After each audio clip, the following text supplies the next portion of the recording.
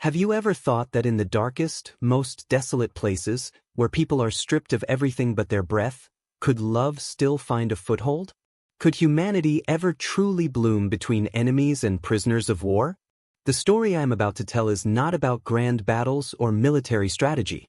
It is the tale of a tiny garden, a message written in mud, and a silent pact between a German female POW and her American guard during World War II. The year was 1944.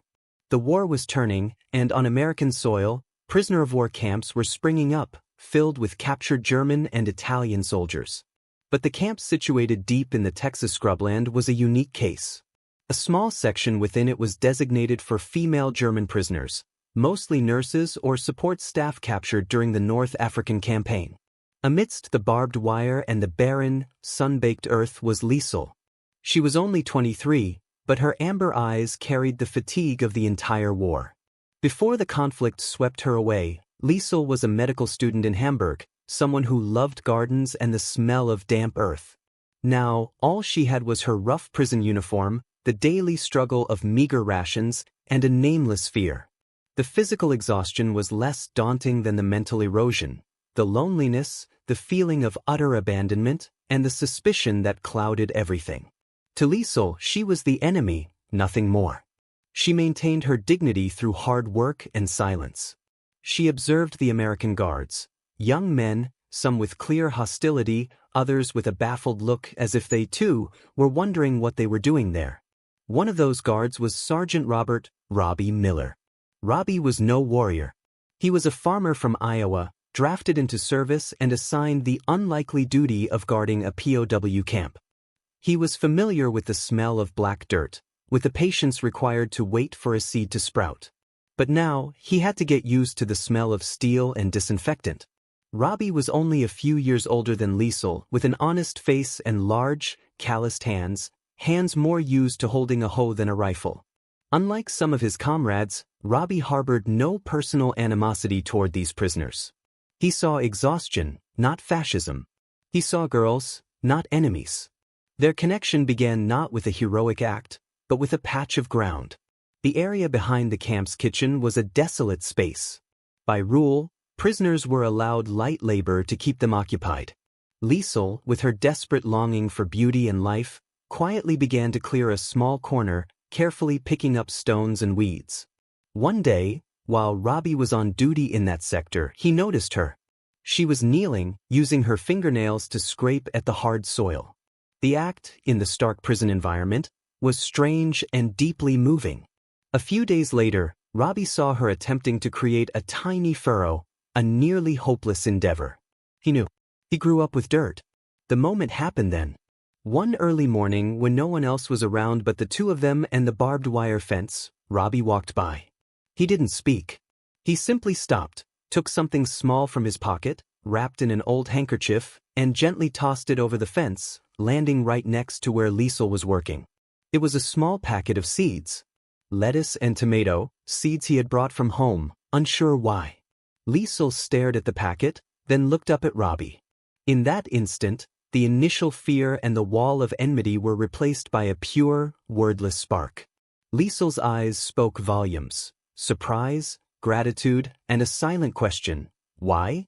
Robbie merely shrugged, pointing down at the ground and then toward the rising sun, a gesture simple and rugged. Patience, he muttered, the sound nearly carried away by the wind. That was their pact. A silent agreement of humanity and a secret garden. Liesl began to tend the plot, and Robbie began to watch, not as a guard, but as a fellow cultivator. From there, a small, dangerous routine began. When Robbie's shifts coincided with Liesl's work time, she would kneel on the ground, and he would stand on the other side of the wire. They didn't talk. They didn't need to. Sometimes, Robbie would point out a weed that needed pulling, or Liesl would indicate a yellowing leaf. It was a silent ballet, a language of the soil, hidden from the eyes of the other guards and German prisoners. But one day, a supply truck stalled just outside the fence. As Robbie checked the tires, Liesl worked nearby. A group of passing German prisoners saw him kneeling close to Liesl. A newer, less experienced guard yelled out, "Miller! Stay clear of those prisoners. What are you doing?" Robbie jumped, quickly standing up, the feeling of exposure washing over him. Liesl bowed her head to the earth, her heart pounding. She sensed the danger approaching. Would their silent pact be shattered over a simple, innocent act? Robbie turned back, looking directly at the guard, but before he answered, he glanced at Liesl. She had placed her hand over a tiny bulb she'd found in the earth, a wild onion, and the new guard couldn't possibly see the fleeting look she gave Robbie, a look that was fear, apology, and a promise of silence all at once. Robbie sighed, answering gruffly, "Nothing, Sergeant. Just checking the prisoners aren't digging a tunnel." He lied, and the tension in his voice told the full story. The moment passed, but a barrier had been erected between them. Robbie had to stay away for a time. The feeling of being watched was now real. Robbie avoided that sector for nearly 2 weeks after the tense encounter with the new guard. Every shift was a torment. He wasn't worried about military discipline. He was worried about the silence. He missed the tiny garden plot, now showing its first feeble green leaves. He missed Liesl, the way she had looked at him when she received the seeds. It wasn't the look of an enemy. During that time, Liesl felt a deeper isolation. She realized that Robbie's presence had been a spiritual lifeline. Her garden became her wordless journal. She tended it meticulously, using leftover water from her rations, hoping the tiny leaves would grow. She wasn't just nurturing plants, she was nurturing hope and a connection. On a bleak Saturday afternoon, Robbie returned to the guard post. His first glance wasn't toward Liesl but toward the garden. He saw the first tender leaves, vibrant green, full of life. Liesl saw him.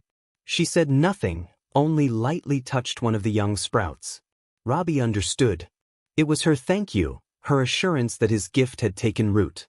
The moment reconnected them, not through words, but through shared joy in this small life. Their connection began to deepen, becoming more delicate and dangerous. The garden became their secret mailbox.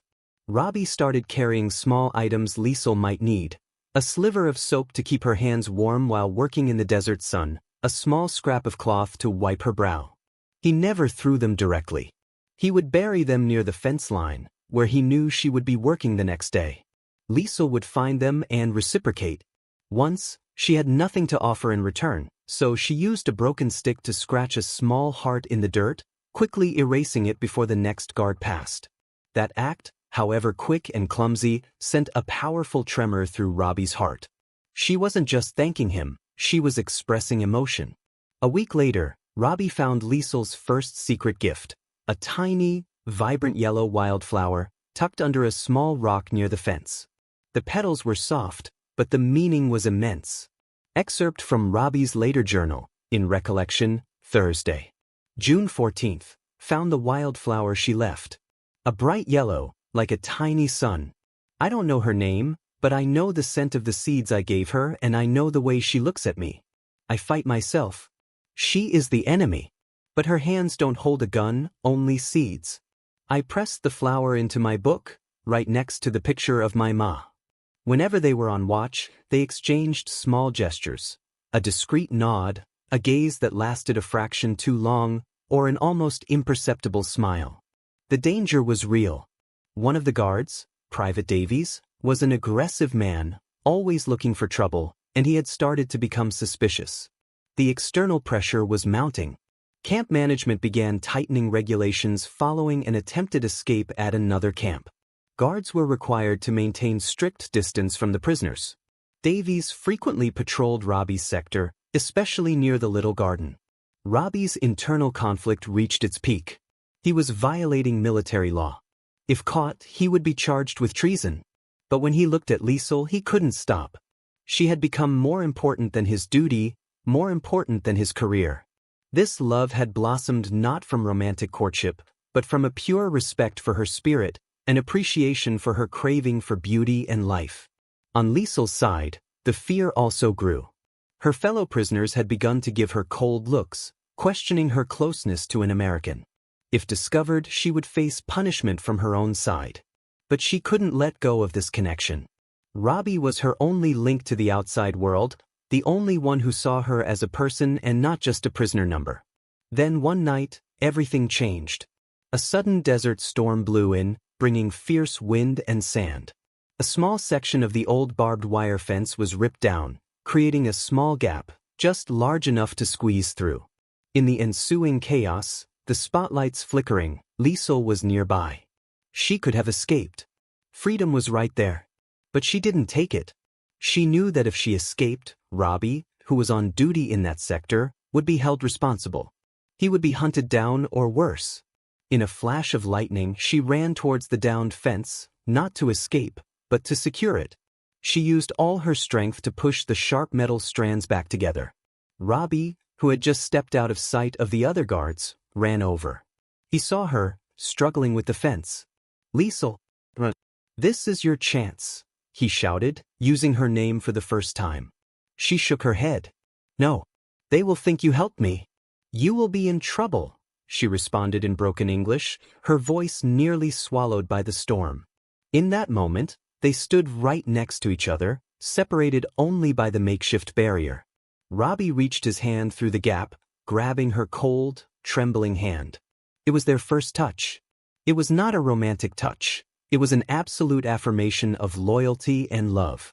"I can't let you suffer anymore," he whispered, his heart torn between duty and feeling. "Cannot let me go," she said, tears mixing with the rain. "They will find you out. I cannot bear that." Together, they forced the strands back together, securing them with a piece of rope he had with him. When the other guards arrived, they found Robbie wrestling with the fence and Liesl standing there, muddy and exhausted, seemingly helping him.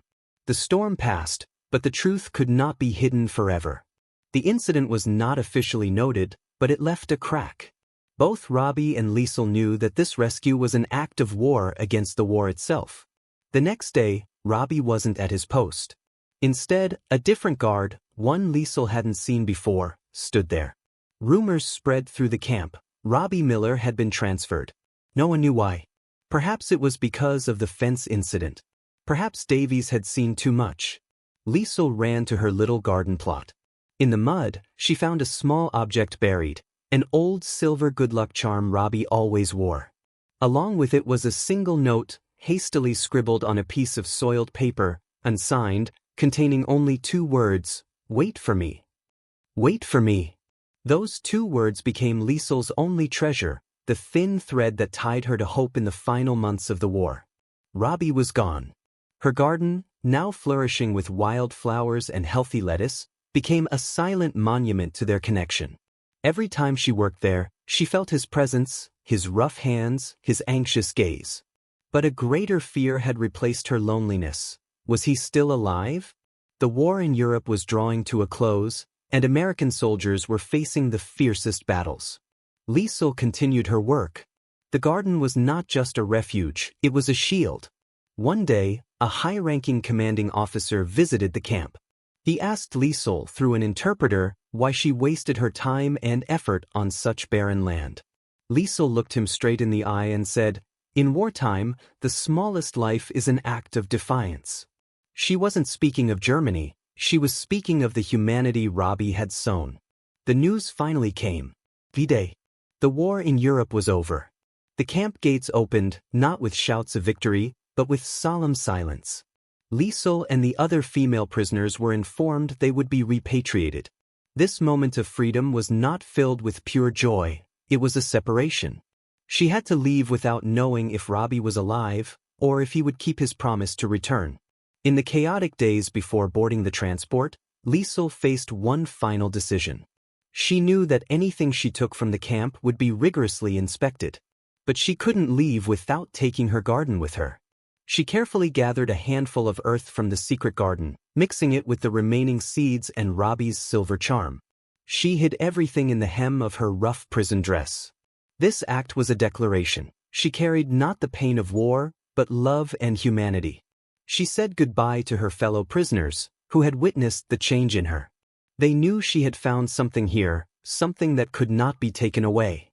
The journey back to Germany was a harrowing experience, through bombed-out cities and the chaos of a defeated nation. Liesl returned to Hamburg, which was now mostly rubble. She found the ruins of her family home, and even there, she held tight to the small bag of soil. Post-war life was another struggle for survival. But whenever she felt despair, she touched the handful of earth. She had kept her promise. She had waited. 2 years passed. No letters. No news. Robbie Miller was just a ghost, a promise on a piece of soiled paper. Liesl continued her work with a humanitarian organization, helping the displaced.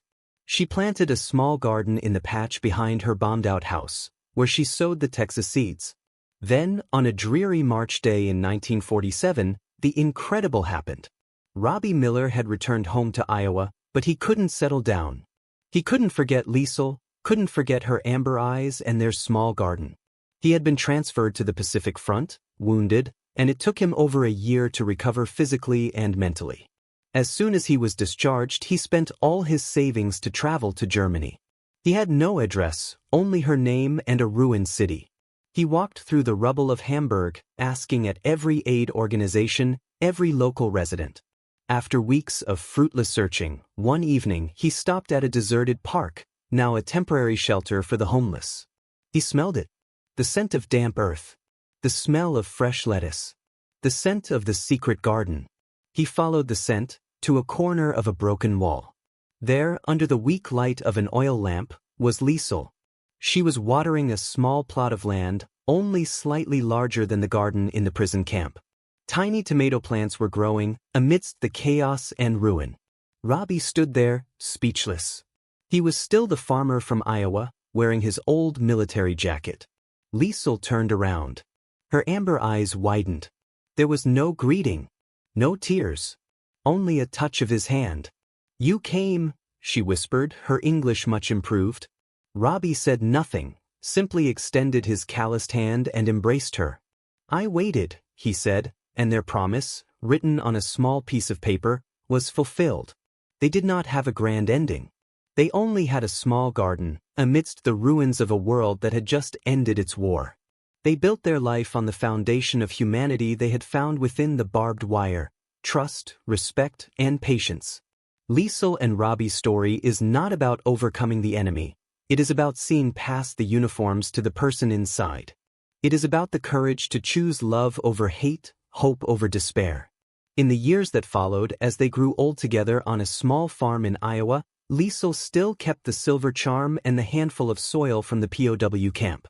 It reminded them that, even in the deepest shadow of war, love can still be the seed of new life. In World War II, not all stories were about victory and defeat. Some stories were about secret gardens, where humanity quietly took root and blossomed. Liesl and Robbie's story reminds us that love never fears a barrier, whether it is barbed wire or a cultural divide. Do you think stories like this can change the way we view war? Share your thoughts in the comments below. And if you want to discover more true stories of love in extreme circumstances, hit like and subscribe to our channel so you don't miss out.